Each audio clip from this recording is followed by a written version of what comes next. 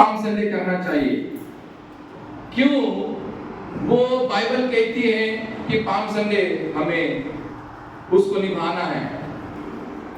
ये सारी बातें आज हम लोग देखेंगे कि क्या खजूरी ही क्यों अपने हाथों में उन लोगों ने ली, और उन लोगों ने कपड़े ही क्यों बिछाए रास्ते के ऊपर, गधी के बच्चे के ऊपर। इन बातों को हम लोग देखेंगे। और क्या मतलब है धर्मी का, जैसे लिखा गया है भजन संहिता 92 उसका 12 में कि धर्मी खजूर की नाई फूलेंगे और फलेंगे। क्या मतलब है धर्मी को खजूर के साथ मिलाने का? इसको भी हम लोग उत्तम तरीके से हम लोग इसको क्या करेंगे, आज थोड़ा सा अल्प समय में हम लोग सीखेंगे और हम लोग इसे समझेंगे कि ये जो रिवाज है या फिर ये जो प्रभु यीशु ने दिया हुआ विधि है जो आज कलीसिया के लिए जरूरी है, सो हम लोग इसको क्या करेंगे, आज समझने की कोशिश करेंगे। थोड़ा सा मेरे साथ अपनी आंखों को बंद करें, हम लोग प्रार्थना करेंगे। खुदावंद प्रभु, हम आपके सन्मुख में आते हैं। इस महान समय पर हम आपके हाथों में अपने आप को अर्पित करते हैं प्रभु। तो हमारी सुधि ले, हमारी सहायता कर। तेरी आत्मा, पवित्र आत्मा प्रभु यीशु के नाम से हमारी अगुवाई करे। आज इस पाम संडे के इस सर्विस में और इस सर्विस के इस मैसेज में, इस सरमन में प्रभु आपका अनुग्रह हो। सुनने वाला हर कोई अपने जीवन में कुछ न कुछ आज प्रभु लेके जाए। सुनने वाला हर कोई प्रभु तृप्त हो, शांत हो और आप में मगन हो प्रभु।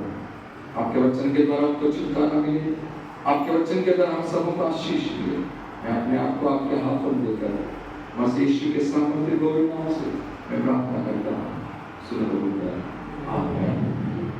ये जो पाम संडे हम लोग देख रहे हैं, और इस पाम संडे के दिन में ये एग्जैक्टली अभी हम लोग देखेंगे कि अभी शुक्रवार को गुड फ्राइडे है, फिर अगले इतवार को हम लोग ईस्टर संडे मनाएंगे। जस्ट उससे पहले एक 8 दिन पहले ये अब यीशु का आगमन हो रहा है यरूशलेम में, और यीशु मसीह ने खुद इसको निर्धारित किया है। यीशु मसीह ने खुद इसमें इंटरेस्ट दिया।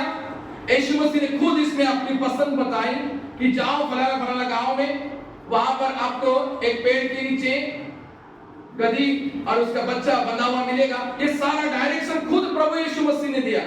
और प्रभु यीशु खुद चाहते थे कि इस प्रकार का खजूरी का पर्व कलीसिया सेलिब्रेशन करे और मंडली जाने और यहूदी लोग जाने कि उत्तम राजा कौन है। वे लोग समझे कि जिसका तुम इंतजार कर रहे थे वो राजा अब आ चुका है। तो ये प्रभु यीशु चाहते थे कि इस प्रकार से हो। इसकी शुरुआत स्वयं प्रभु यीशु मसीह ने की, और इसमें इंटरेस्ट स्वयं प्रभु यीशु का है, और इसमें योजना स्वयं परमेश्वर की है।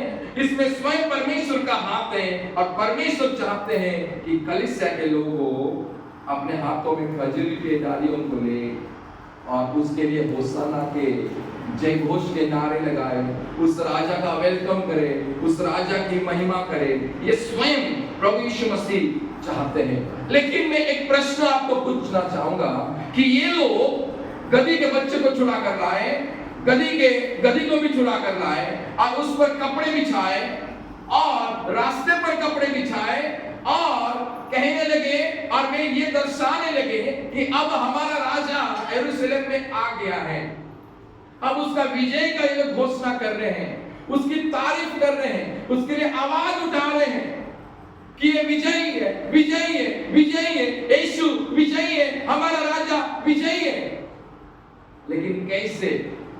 एक प्रश्न मैं आपके मध्य में रखना चाहूंगा, थोड़ा सा डिप्लोमेटिक प्रश्न आपके बीच में रखना चाहूंगा कि आप देखो कैसे अभी तक तो यीशु विजयी हुआ नहीं, अभी तक तो यीशु क्रूस के ऊपर गया नहीं, अभी तक यीशु क्रूस के ऊपर मरा नहीं, अभी तक यीशु ने शैतान को हराया नहीं, अभी तक यीशु ने मृत्यु के दंड को तोड़ा नहीं, अभी तक प्रभु यीशु हम पापियों का उस क्रूस के ऊपर छुटकारा किया नहीं, वो अभी तक मरा नहीं, तो कैसे वो विजयी हुआ?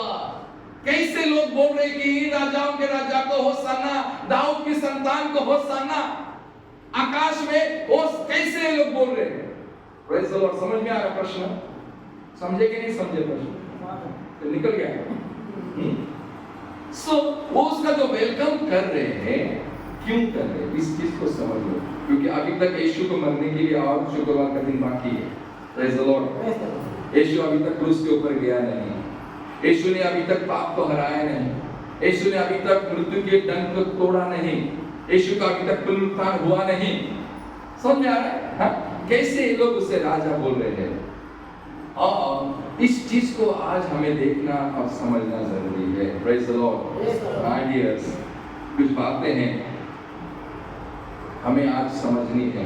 अभी तक शैतान हारा नहीं, उसके हाथ से जीवन और मरण को प्रभु ने अभी तक लिया नहीं, वो अभी तक पुनरुत्थित हुआ नहीं, मौत का डर यीशु ने मिटाया नहीं। इस चीज को समझो कि वे लोग क्या सोचकर उसका वेलकम कर रहे थे, लेकिन यीशु मसीह क्या सोचकर उन्होंने गधी के बच्चे को लाने के लिए कहा। वे लोग कौन से राजा का वेलकम कर रहे थे? यीशु मसीह का अंदर में क्या, कौन से राजा को यीशु उनको दिखाना चाहता था? इस चीज को समझ लो। Praise the Lord. हालेलुया। यीशु ने कहा, हमने वो वचन हम देखेंगे आपके मत्ती की सुसमाचार 21 अध्याय शब्द निकाल के रखना। वचन 2 में ऐसा लिखा है कि अपने सामने के गांव में जाओ, वहां पहुंचते ही एक गधी बंधी हुई और उसके साथ उसका बच्चा तुम्हें मिलेगा, उन्हें खोलकर मेरे पास ले आओ। ये सब चीज चिन्ह है। कभी कभी गधी के ऊपर बिठाकर मुंह काला भी करते हैं, क्या देखे कि नहीं देखे? मुंह काला करते हैं। कभी कभी गधी के ऊपर बिठाकर मुंह काला कर चप्पलों का हार भी पहना, और गांव में उनकी नंगी यात्रा भी निकालते हैं। ये एक बेइज्जती को दर्शाता है, ये एक निंदा को दर्शाता है, एक अपराधी को दर्शाता है। यीशु मसीह, आप देखोगे यीशु मसीह ने गधी के बच्चे को और गधी को छुड़ा कर लाने के लिए कहा, क्योंकि गधा लीनता और नम्रता का प्रतीक। क्या लिखा है देखो यहाँ पर वचन 5 में, देखो क्या लिखा है। देखो, सियोन के बेटी से कहो, देख तेरा राजा तेरे पास आता है, वह नम्र है। Praise the Lord. वो नम्र है, और लिखा है गधे पर बैठा है, वरन लादू के बच्चे पर। गधा नम्रता को दर्शाता है। प्रभु यीशु का जो राज्य था वो नम्रता का राज्य था, वो नम्रता का राज्य है, वो शांति का राज्य है। प्रभु यीशु का राज्य वो खून मर्डर वाला राज्य नहीं है। प्रभु यीशु का जो राज्य है, यहाँ पर रेप और बलात्कार का कोई काम नहीं है।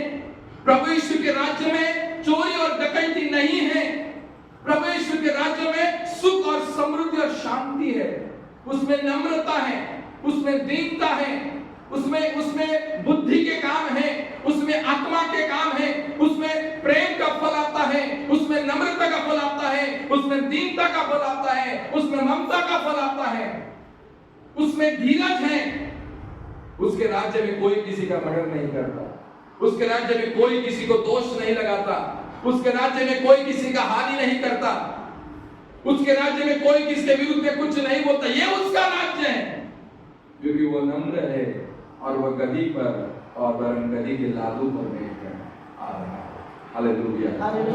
जोर से बोलेंगे हालेलुया। वो शांति का राजकुमार है, वो शांति का परमेश्वर है। एक चीज मुझे आपको समझानी है। बड़े बड़े नबी आ गए प्रभु यीशु से पहले, बड़े बड़े लीडर आ गए प्रभु यीशु के जन्म लेने से पहले। आप हनोक को देखो, अच्छा नबी था, 365 साल उसने 300 दिन और परमेश्वर के साथ चला।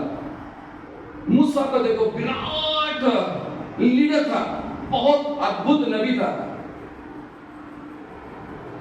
छड़ी को उगाड़ा तो लाल समुद्र दुभागा गया, यरदन नदी दुभागी गई, मन्ना भी बरसाया गया, मांस उनको खाने को मिला, पत्थर के ऊपर लाठी को ये टच किया तो उसमें से पानी निकला। एक महान नबी था, महान लीडर था।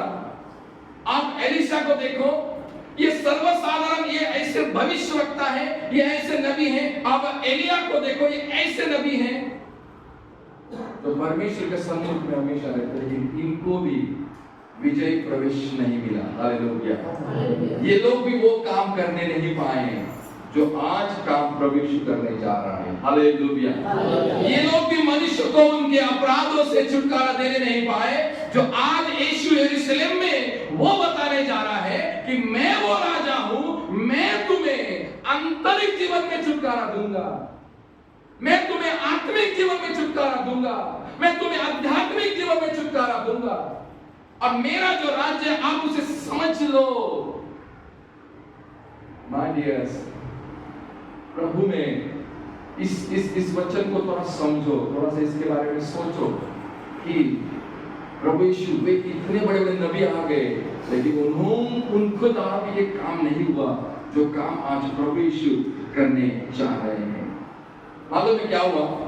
इस यरूशलेम में यात्रा करने से पहले, कुछ अध्याय पहले, वो बेतफगे में, बेतुनिया में गया। प्रभु यीशु बेतुनिया में गया और वहां पर एक मुर्दे को जिंदा किया जिसका वो बेस्ट फ्रेंड था। उसका नाम क्या था मालूम है? और 4 दिन हो गए थे और इस बीच में उसने 5,000 को खाना खिलाया, 4,000 को खाना खिलाया, कुछ रोगियों को चंगा किया और बहुत से और चमत्कार। लेकिन ये चमत्कार सबसे बड़ा चमत्कार था। और हम देखते हैं कि 4 दिन हो गया, उसकी लाश सड़ गई और ये जो पूरे एरिया में वो प्रचलित हो गया और सब जगह पर उसका नाम बढ़ गया। और वो जो बेतुनिया है उसका अर्थ है गरीब का घर। बेतुनिया का अर्थ है लाचारी का घर, उदासी का घर, अशांति का घर।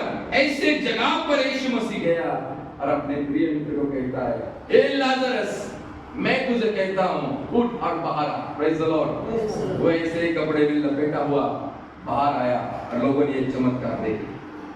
और हम देखते हैं इसके बाद वो 21वें अध्याय में वो प्रवेश करते हुए हमें यरूशलेम में दिखाई देता है। प्रियो, हाथों में डालियां लेकर दाऊद की संतान को होशाना कहना और आकाश में होशाना कहना, ये लोग कहने लगे और उसका स्वागत करने लगे जिसको जैसे अच्छा लगा। लोगों ने क्या किए?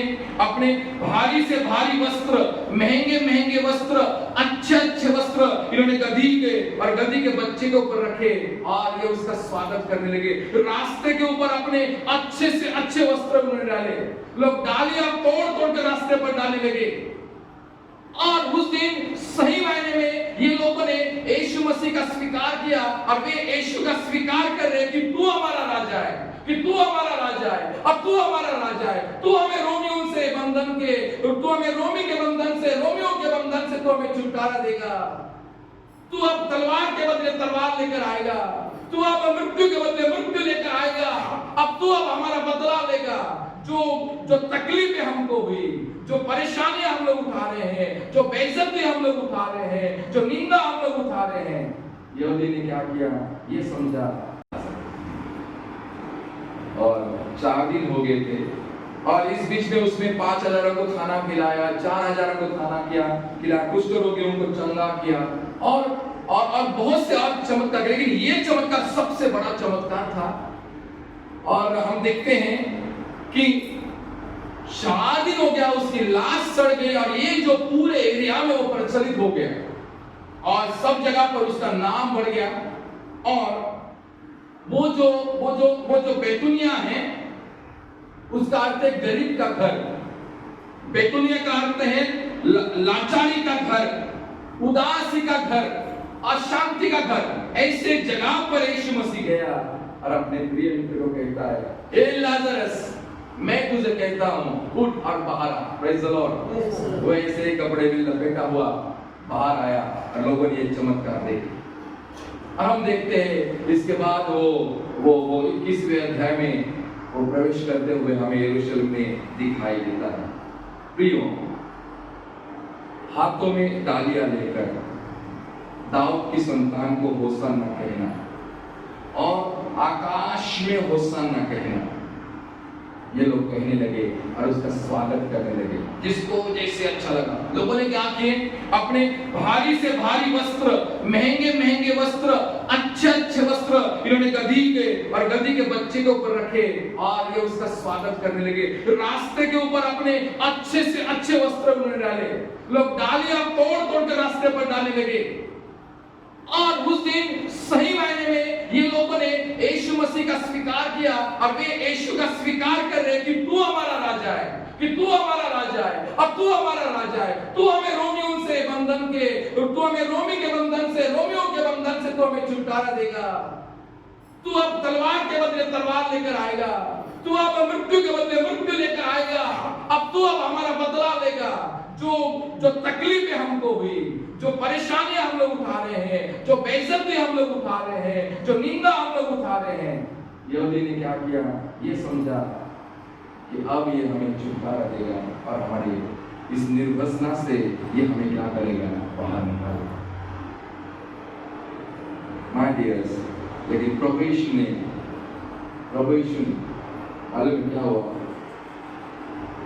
गुड फ्राइडे के दिन हम लोग देख रहे कि लोग उसे इस प्रकार से उसको तकलीफ दे रहे, लोग उसे इस प्रकार से उसको पीट रहे, उसके वस्त्र फाड़े गए, उसकी निंदा हो गई, उसके दाढ़ी को नोचा गया, उसके ऊपर थूका गया और उसको कहने लगे कि तू भविष्यवक्ता है ना, ठीक है, अब बता तुझे किसने मारा, अब बता तुझे कि झापड़ किसने मारी। इस प्रकार से लोग उसकी अवहेलना और उसकी निंदा और उसका अपमान करने लगे। वो लिखा बाइबल में, वो इस प्रकार से वो सारी बातें सहन कर रहा था कि जैसे ऊन कतरने के लिए कोई भेड़ बकरी जाती है कि नहीं, और उस समय कैसे शांत रहती है, वो उस प्रकार से हर चीजों को सहन कर रहा। क्यों मालूम है? क्योंकि बाइबल में लिखी हुई भविष्यवाणी को वो पूरा होना वो देखना चाहता था। माय डियर्स, आप समझ लीजिए कि यीशु के राज्य में और यहूदियों के राज्य में कितना अंतर है। यीशु जो राज्य कलीसिया को देना चाहता है, यीशु जो राज्य मंडली को देना चाहता है, यीशु जो राज्य यहूदियों को देना चाहता था, लेकिन यहूदी यीशु के प्रति अपने राजा के रूप में जो उनके मन में था, वे वो लोग सोच रहे थे। यीशु के राज्य में विरोध नहीं है, हालेलुया। यीशु के राज्य में लड़ाइयां नहीं है, यीशु के राज्य में फूट और कुटी नहीं है। यीशु ये चीज उनको समझाता है, यीशु ये चीज उनको बता रहा है कि देखो, मैं नम्रता का राजा हूं और मैं शांति का राजा हूं और मेरे यहाँ पर ये सारी, मेरे राज्य में ये सारी चीजें नहीं आती हैं। ये सारी बातें प्रभु यीशु मसीह उनको डायरेक्ट इनडायरेक्ट उनको दिखाना चाहता है। सो हम लोग थोड़ा सा देखेंगे। पहला राजा मेरे साथ निकाला, उसका पहला अध्याय, उसका 33वें पद में, पहला राजा उसका पहला अध्याय वचन 33 में हम देखेंगे कि दाऊद ने जब अपने बेटे सुलेमान को राजा बनाने के लिए जब प्लान किया, तो फिर वो क्या कहता है, अपने लोगों को कहता है कि सुलेमान को मेरे निज खच्चर के ऊपर चढ़ाओ। और उसको थोड़ा सा आगे में घुमा के लाओ। देखो क्या लिखा, वचन 33 में क्या लिखा, पढ़ो। और दूसरा राजा 9 का 13 भी पढ़ो। दूसरा राजा 9 का 13, पहले राजा 1 का 33 हम लोग देखेंगे। हाँ, राजा ने उनसे कहा अपने प्रभु के कर्मचारियों को साथ में लेकर मेरे पुत्र सुलेमान को मेरे निज खच्चर पर, हाँ, मेरे निज खच्चर पर बैठाओ और उसे गिबोन में ले जाओ। समझ में आ रहा खच्चर मतलब? हाँ, समझ में आ रहा? आप देखो क्या लिखा है, दूसरा राजा 9 का 13 में क्या लिखा है। जब एहू राजा जब बना तब लोगों ने क्या किया, देखो एहू जब राजा बना तब लोगों ने क्या किया। दूसरा राजा 9 का 13 में,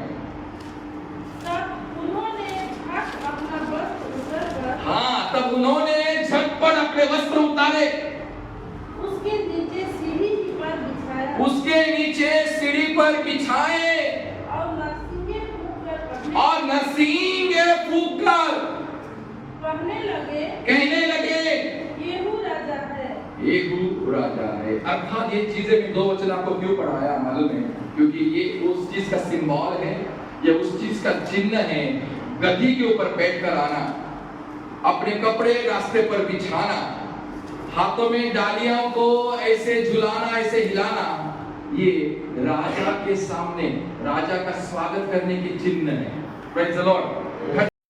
और कपड़े बिछाना ये राजा के लिए होता है, ये राजा के चिन्ह है।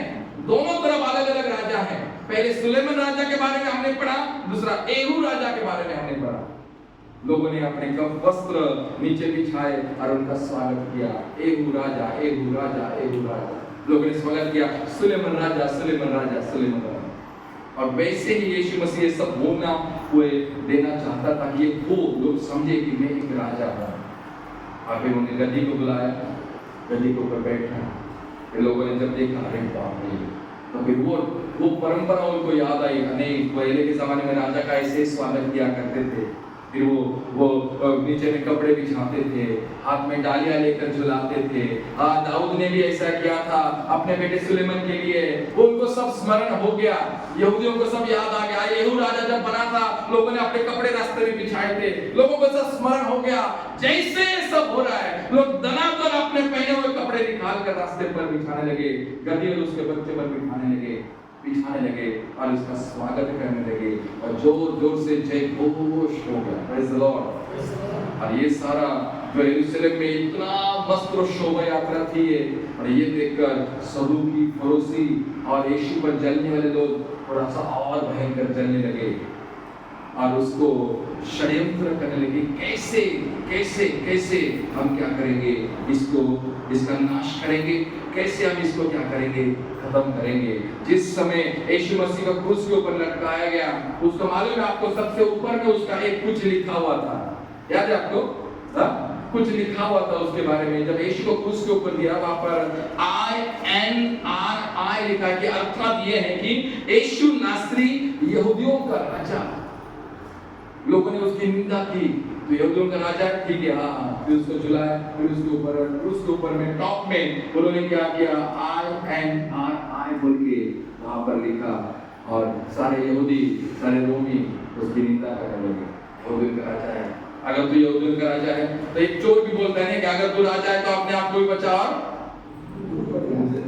तो ये सब उसके बारे में होने लगा। तो ये लोग पहले से ही उसके बारे में षड्यंत्र कर रहे थे, और इस प्रकार से वे क्या करने लगे, अपने यीशु की निंदा करने लगे। लेकिन यहाँ पर कपड़े बिछाने का अर्थ ये शारीरिक रूप से मत लीजिए। आज इस 21वीं सदी में हमें किसी पास्टर का, आप देखो आज पास्टर के सामने और कई प्रकार बिशप के सामने आज जगह जगह पर शोभा यात्रा है, उनकी खजूरी की यात्रा है। और मैं एक चीज आपको बताना चाहूंगा कि आज कपड़े बिछाने अगर है यीशु के सामने, तो शारीरिक कपड़े नहीं बिछाने, अंदरूनी। Praise the Lord. अंदर आत्मा को खोल दो, हालेलुया। जो वस्त्र आत्मा के ऊपर लग गए हैं, जो वस्त्र अपने अंतर आत्मा में छा गए हैं, जो पाप भर गया है, जो कुटिलता भर गई है, वो निकाल दो, आज यीशु के सामने डाल दो। Praise the Lord. प्रभु तू मेरा राजा है, तूने मेरे जीवन को बदला है। मैं अंदर के वस्त्र निकालता हूँ, हालेलुया। अंदर की बुराई को निकालता हूँ, अंदर के पापों को निकालता हूँ। ये बोलकर उसका स्वागत करो अपने जीवन में, ये बोलकर उसको पुकारो अपने जीवन। आ मेरे मसीहा, आ मेरे यीशु राजा, मैं अपने दिल में तुझे जगह देती हूँ, मैं अपने जीवन में तुझे जगह देता हूँ। बोलकर क्या करो, अपने आप को शुद्ध और पवित्र करो, और अपने आप में उसकी महिमा, उसका जय जयकार करो। अगर आपको उसे पुकारना है, होसन्ना का अर्थ है कि होसन्ना का अर्थ इस प्रकार से परमेश्वर की तारीफ हो, और दूसरा अर्थ भजन संहिता 118 के अनुसार प्रभु हमें बचा ले। दूसरा अर्थ क्या है, प्रभु हमें बचा ले। पहला अर्थ होसन्ना का क्या होता है, परमेश्वर की तारीफ हो या परमेश्वर की प्रशंसा हो। दूसरा अगर भजन संहिता 118 के बारे में देखेंगे तो God save us, God save us, प्रभु हमें बचाओ, प्रभु हमें बचाओ, प्रभु हमें बचाओ। अगर हम चाहते हैं कि प्रभु मुझे बचा, अगर आप होशाना बोल सकते हो तो आपको होशाना का अर्थ मालूम होना चाहिए, प्रभु मुझे बचा। और मुझे बचाने के लिए आपको पहले आपके अंदर के वस्त्र, जो पाप है, अंदर के पाप है, उसको हटाना पड़ेगा और उसे कहना पड़ेगा, प्रभु अब तू मुझे बचा। समझ में आ रहा है कि नहीं? Praise the Lord. अगर झूठ बोलने का वस्त्र अगर अंदर में है, आज प्रभु को प्रार्थना करो, प्रभु मैं झूठ नहीं बोलूंगा, मैं झूठ नहीं बोलूंगा, मैं झूठ नहीं बोलूंगी। लेकिन आप ये वस्त्र अगर पहने ही हो तो बोलने का, प्रार्थना करने का कोई फर्क है क्या? पहले आपको झूठ बोलने के वस्त्र निकालने पड़ेंगे। प्रभु आज से मैं अपने झूठ बोलने के वस्त्र को निकाल कर यहाँ पर रखती हूँ। अब मैं प्रार्थना करती हूँ कि प्रभु ये झूठ बोलने के पाप से तू मुझे बचा। हालेलुया। ये वापस मेरे जीवन में एंट्री नहीं करना चाहिए। Praise the Lord. ये प्रार्थना करो। व्यभिचार का वस्त्र अगर अंदर में है तो पहले निकालो और रखो, और क्योंकि प्रभु इस व्यभिचार के वस्त्र से अब तू मुझे बचा। मैं चाहता हूं, मैं चाहती कि तू मुझे सेव कर, तू मुझे बचा। तब वो प्रार्थना सुनेगा, तब होशाना का सही मायने में आपके जीवन में कार्य होगा, तब होशाना का सही मायने में वो जीवित परमेश्वर आपके जीवन में क्या करेगा? काम करेगा, आपके जीवन में प्रवेश करेगा। Praise the Lord. हालेलुया। क्या लिखा है उसके वचन में? वचन 5 में, हे सिय्योन की बेटी से कहो, सिय्योन की बेटी से कहो, देख तेरा राजा तेरे पास आता है। एक दूसरे को हाथ मिलाकर बोलो, एक दूसरे को हाथ मिलाओ, बोलो अच्छे से बोलना, ठीक है? उसको, तेरा राजा तेरे पास आता है, तेरे पास आता है, सो मत जाना, सो मत जाना। हालेलुया। बोलो तेरा राजा तेरे पास आता है, तेरे पास आता है। Praise the Lord. ये परमेश्वर हमारे पास आना चाहता है, हमारे पास आना चाहता है, आपके पास आना चाहता है, आपके साथ रहना चाहता है। आपके जीवन में क्रिश्चियन लोगों की जनसंख्या बहुत ज्यादा है, 730 करोड़, 750 करोड़, आज 800 शायद हो गया है। बीच में मैं सुना था, लेकिन मुझे ठीक से याद है, लेकिन 800 के अंदर में आज 800 करोड़ लोग संख्या इस पूरे दुनिया की। उसमें अगर आप देखोगे क्रिश्चियन लोग सबसे ज्यादा है। आप अमेरिका जाओ, क्रिश्चियन लोग मिलेंगे, ऑस्ट्रेलिया जाओ, इंग्लैंड जाओ, क्रिश्चियन लोग आपको मिलेंगे, आप एशिया जाओ, रशिया जाओ, आपको क्या मिलेंगे? क्रिश्चियन लोग बहुत मिलेंगे। बेल्जियम जाओ, क्रिश्चियन लोग मिलेंगे, फ्रांस जाओ, क्रिश्चियन लोग मिलेंगे। और उधर जाने में आपको ना हिम्मत नहीं, सब आपको लगेगा सब अपने लोग हैं, सब हमारे लोग हैं।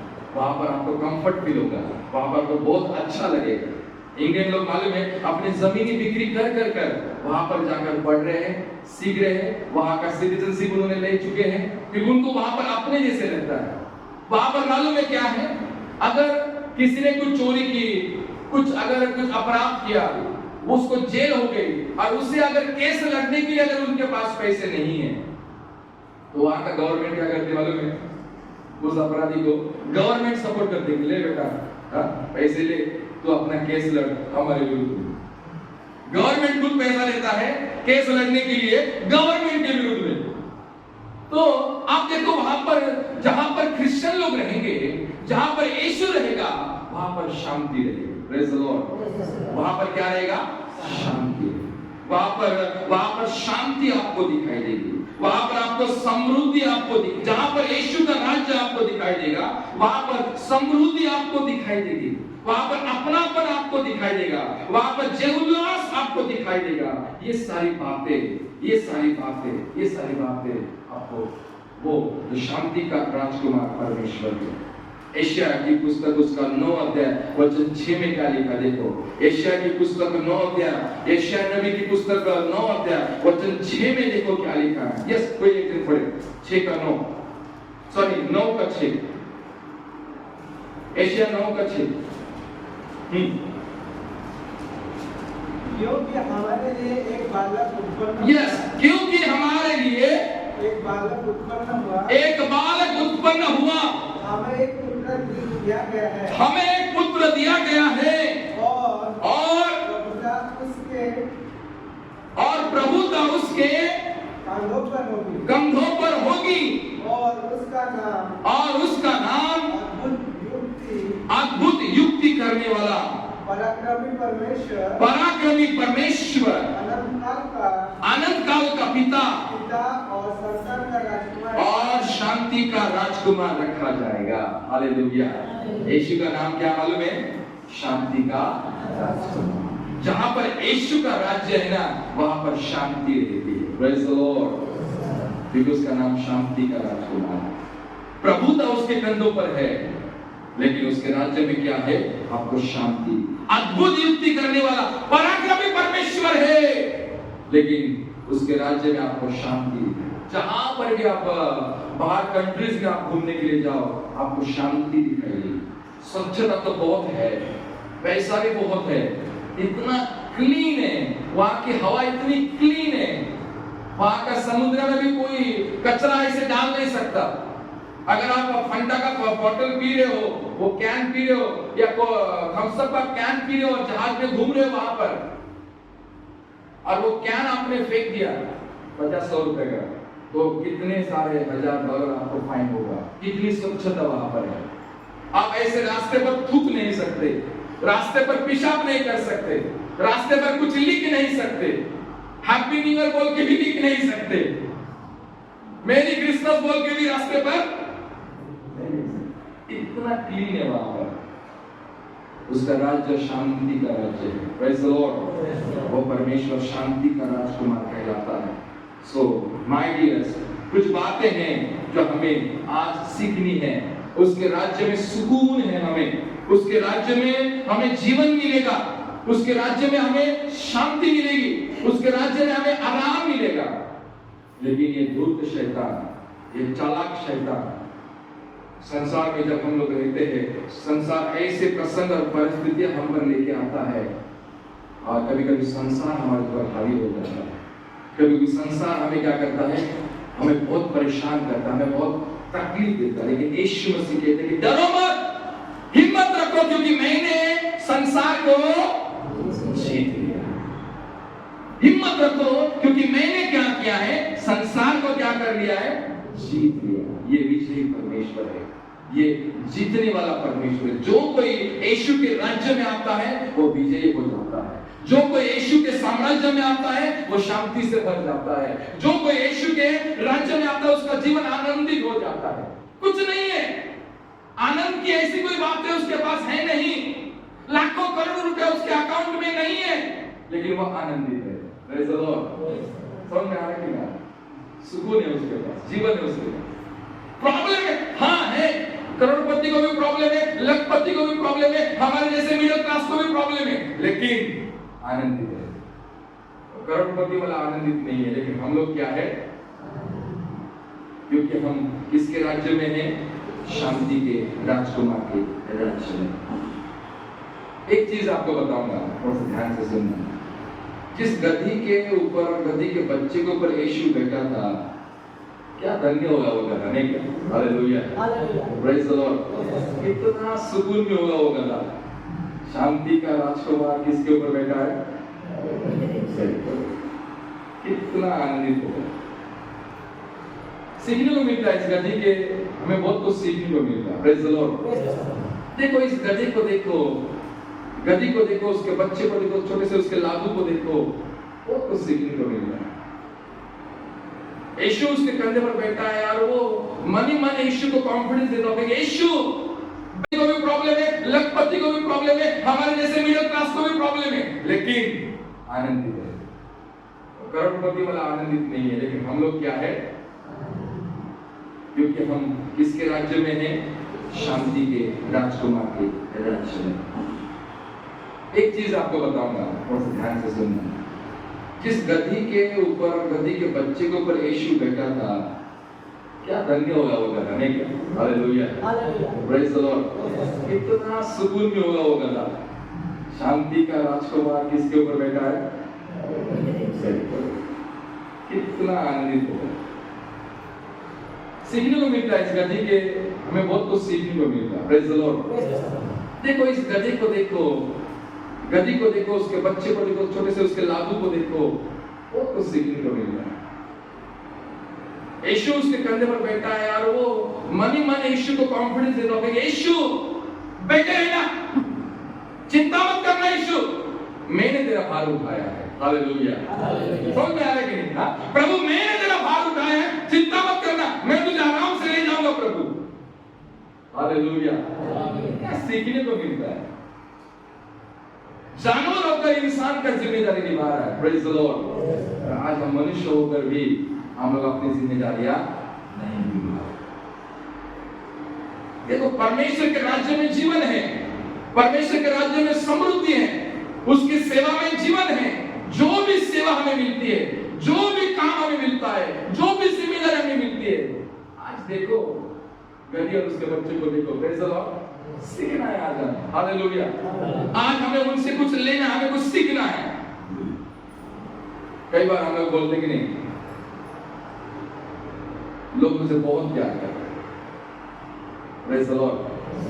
कई बार पास्टर्स बोलते, कई बार मैं भी बोलता कि मेरे लोग मुझे बहुत प्यार करते हैं। कई बार बिशप लोग बोलते कि हमारे लोग हमें भी बहुत क्या करते हैं, बहुत प्यार करते हैं, बहुत देखभाल करते हैं। कई बार लीडर्स बोलते हैं, कई बार डिकन्स बोलते कि नहीं हमारे लोग हमें बहुत प्यार करते हैं। क्यों मालूम है? उस गधे को मालूम होना चाहिए कि मेरे ऊपर कौन बैठा है। Praise the Lord. कौन बैठा है? यीशु मसीह। इसीलिए लोग मुझे क्या करते हैं, बहुत प्यार। जो प्यार मैं पा रहा हूं, जो मैं प्यार समाज से पा रहा हूं, जो मैं प्यार दुनिया से पा रहा हूं, ये मेरे कारण नहीं है। हालेलुया। एक चीज समझ लो, मेरे बुद्धि मेरे टैलेंट के कारण नहीं है, मुझे अच्छा बोलने आता इसलिए नहीं है। मेरे ऊपर कौन बैठा है? हालेलुया। ये उसके कारण है। आज बता दो समाज को, मेरा यीशु का काम शांति फैलाना है। हालेलुया। मेरा यीशु का राज्य शांति का राज्य है। उसमें जीवन आपको मिलेगा, उसमें आपको आनंद मिलेगा, उसमें आपके जीवन में चलने की ताकत मिलेगी। कुछ ना होकर भी बहुत कुछ है, ये समाधान मिलेगा। Praise the Lord. सब कुछ हारने के बाद भी कुछ एक आशा उसके जीवन में रहेगी कि मुझे वहां पर कुछ मिलेगा। Praise the Lord. राज्य उसका इस प्रकार से है, राज्य उसका इस प्रकार से है। इस राज्य को थोड़ा समझ लो। थोड़ी सी मुश्किलें हमारे जीवन में आती क्या है, हम लोग क्या हो जाते हैं, थोड़ा सा तुरंत बैकस्लाइड हो जाते हैं, हम लोग तुरंत पीछे चले जाते हैं। लेकिन देखो इन लोगों से सीखो, इन जानवरों से सीखो मुश्किलों में। हालेलुया। यीशु को उनकी जरूरत है, यीशु को गधा और उसका बच्चा चाहिए, फिर लोग समझे कि मैं भी एक राजा हूं। Praise the Lord. तुम जिसका दर्शन की खोज में थे, तुम जिसके इंतजार में थे, वो मैं ही हूं, वो मैं ही हूं। और इस सेवा में, इस योजना में यीशु को वो गधी और उसका बच्चा चाहिए था। उन्होंने सेवा के लिए मना किया क्या? चुपचाप वो बच्चा, गधा और उसका बच्चा पीछे से लात मारी गया। गधा पीछे से लात मारता नहीं गया, लात मारी गया, छोड़ने के लिए लात मारी गया। लिखा है क्या? वैसे नहीं लिखा। समर्पित हो गए। यीशु के राज्य में समर्पण आता है। Praise the Lord. यीशु के राज्य में डेडिकेशन आता है। यीशु के राज्य में प्रेम बांटना है। यीशु के राज्य में एक दूसरे को मदद करना है। यीशु के राज्य में एक दूसरे के लिए खड़े होना है। इसलिए जब कभी सेवा का मौका मिलेगा, पकड़ लेना उसे, छोड़ना नहीं। थोड़ा सा भी सेवा का मौका छोड़ना नहीं, खड़े रह जाना उसके लिए। Praise the Lord. अगर गधा उसका बच्चा कर सकता है तो समझ में आ रहा है, मैं क्यों नहीं कर सकता? हालेलुया। हालेलुया। अब एक चीज लास्ट में मैं आपको बताकर मैं मैसेज को मैं क्लोज करने जा रहा हूं। लिखा है भजन संहिता 92 उसके 12 में, भजन संहिता 92 उसके 12 में क्या लिखा है? हम लोगों के लिए एक विशेष बात यहाँ पर लिखी हुई है। मिला आपको? खाली पहला लाइन पढ़िए, 92 उसका 12 का फर्स्ट लाइन पढ़ो। धर्मी लोग खजूर के समान, धर्मी लोग खजूर के समान फूले फलेंगे। बस फूले फलेंगे। हालेलुया। अब समाज में जाओ, आप गांव में जाओ, आज आप जाओ मार्केट में और उसे बोलो, हे धर्मी आ जाओ, जाते हैं, हे धर्मी से चलो हम लोग जाते हैं, तो क्या स्वागत करेगा आपका? उसको अच्छा लगेगा? उसी जगह पर आप, अरे क्या हैंडसम है यार, व्हाट अ ब्यूटीफुल लेडी, हाँ खुश होगी कि नहीं होगी? You are looking very smart यार, तो उसी जगह घर में अगर बोलोगे उसको तो इतना खुश नहीं होगा। लुकिंग वेरी हैंडसम, ओ हो, तो दिला का खुश हो जाएगा कि नहीं खुश होगा? मैं कुछ अच्छा देख रहा हूँ, लेकिन आप उसे अगर धर्मी बोलो, खुश होगा क्या? क्यों मालूम है? धर्मी हर कोई नहीं, धर्मी परमेश्वर बनाता है। हालेलुया। धर्मियों को कौन बनाता है? परमेश्वर। इस चीज को समझो, धर्मी होना हर किसी को पसंद नहीं, जिसे परमेश्वर पसंद है। और परमेश्वर, और उसके लिए क्या ब्लेसिंग है मालूम है? क्या ब्लेसिंग है मालूम है? खजूर के पेड़ के समान। हालेलुया। क्या होगा? फूलेगा और ये ब्लेसिंग है। खजूर का पेड़ कोई साधारण पेड़ नहीं है। ये जो डालियां आपने हाथ में रखी है, ये कोई साधारण डालियां नहीं है। प्रकाशित वाक्य बाइबल के आखिरी पुस्तक में भी लिखा है कि यूहन्ना बोलता है कि मैंने बहुत बड़ी भीड़ को देखा, हाथों में खजूर की डालियां लेकर उसकी महिमा करते हुए। Praise the Lord. ये साधारण पत्ते नहीं है, बाइबल में इसका लेख है। और परमेश्वर ने धर्मी की तुलना खजूर के पेड़ के साथ की। Praise the Lord. धर्मी कैसा होगा मालूम है? इस खजूर के पेड़ को देखो, रेगिस्तान में अकेला बढ़ता है। Praise the Lord. उसे किसी की सपोर्ट की जरूरत नहीं है, उसे बिना पानी का वो बढ़ता है। परमेश्वर चाहता है कि धर्मी लोग बिना पानी के भी। खजूर का पेड़ ऊंचा होता है, 90 फुट तक, 90 से ज्यादा ऊंचा होता है। वो चाहता है कि उसके लोग ऊंचे हो। Praise the Lord. उसके लोग क्या हो? ऊंचे। अपने बच्चों के लिए प्रार्थना करना रोज कि वे लोग क्या बने?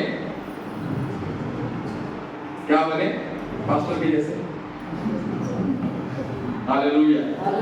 धर्मी लोग, परमेश्वर चाहता है कि खजूर के पेड़ ऊंचे हो और आकार के समय में उसे किसी की मदद की जरूरत नहीं है। उसकी जड़ें इतनी अंदर में हैं, वो अपने आप में उठता है। खजूर का पेड़ को देखो आप, फल भी नहीं आएंगे ना, तभी वो हरा भरा दिखेगा। Praise the Lord. तब भी आपको हरा भरा दिखेगा, मस्त दिखेगा। उसकी थोड़ी बहुत तो छाया आपको दिखेगी वहां पर। खजूर को आप देखो, खजूर के फल को देखो, सबसे कॉस्टली, बहुत कॉस्टली पेड़ फल है। आप दुबई जाओ, अरबियन कंट्री में जाओ, आपको ये जो खजूर है बहुत कॉस्टली हमारे पास तो ये साइज का, ये साइज का, ज्यादा ये साइज का, ये साइज के खजूर है। Praise the Lord. एप्पल के जैसे और बहुत बड़े बड़े, बहुत कॉस्टली है। ये उपमा प्रभु देता है धर्मी को। Praise the Lord. आप किसके समान होंगे मालूम है? खजूर के पेड़ से। Praise the Lord. खजूर के पेड़ से समान हो। एक चीज को समझ लो कि परमेश्वर चाहता है कि हम लोग फूले और फले, और फूले और फलने के लिए हमें उसके राज्य में प्रवेश करना पड़ेगा। और उसके राज्य में प्रवेश होने के बाद हमारा फिल्टर होगा, और फिल्टर होने के बाद हम लोग धर्मी बनकर अलग किए जाएंगे। जो उस पर विश्वास करते हैं और उसके पीछे पीछे चलते हैं, अपना वधस्तंभ उठाकर उसके पीछे पीछे चलते हैं, जो अपने आप को पाप से अलग रखते हैं, जो अपने आप को हमेशा पवित्र रखते हैं। जैसे जकरिया एलीशिबा हम लोग फ्राइडे के दिन सुन रहे थे, परमेश्वर के सामने धर्मी लेकर धर्मी होते हुए चलते थे। परमेश्वर के सामने हम लोग धर्मी थे, और वैसे ही ये परमेश्वर के राज्य में आने का फिल्टर हो जाते हैं। वे परमेश्वर ने धर्मी का दर्जा देता है। तू मेरा आज से धर्मी बहन है, तू मेरी आज से धर्मी बेटी है, तू मेरा आज से धर्मी बेटा है। परमेश्वर हमें उपमा देता है, और वो आशीष भी जुड़ जाती है। खजूर के पेड़ के समान आप लोग फूलेंगे और फलेंगे। अकाल जिंदगी में आएगा जरूर, अकाल जीवन में आएगा जरूर, पैसों का प्रॉब्लम आएगा जरूर, बीमारी के प्रॉब्लम आएंगे जरूर, निंदा अपमान आएगी जरूर, निर्वस्त्रता होगी जरूर, झगड़े होंगे जरूर, आप गिरोगे, एक्सीडेंट भी होगा, आपकी बुखार भी होगा, पेट दुखेगा, सर दुखेगा, बहुत कुछ होगा, लेकिन फिर भी अकाल में तू फलेगा और फूलेगा। Praise the Lord. किसी के सहारे की जरूरत, ऐसा कोई किसी के सहारे की जरूरत नहीं है। एक चीज समझ लो कि आप धर्मी अगर हैं तो परमेश्वर निश्चित आपको उठाकर खड़ा करेगा। हालेलुया। ये जो डालियां हैं, ये डालियां विजय को दर्शाती हैं, जीवन में विजय को दर्शाती हैं, उस विजय राजा के स्वागत को दर्शाती है। ये कोई साधारण डालियां नहीं है। आज किसी आपने जो अपने हाथों में लिया है, ये कोई साधारण नहीं है, इसके लिए प्रकाशन है। आज हमें गधे के जैसा एटीट्यूड छोड़कर हमें क्या करना है? एक धार्मिक एटीट्यूड बनाना है, धार्मिक एटीट्यूड बनाना है। सो आओ हम सभी के सभी अपने अपने स्थानों पर खड़े होकर परमेश्वर कहता है कि उसके लोग खजूर के समान लंबे होंगे, फलेंगे और फूलेंगे, और इस प्रकार की आशीषें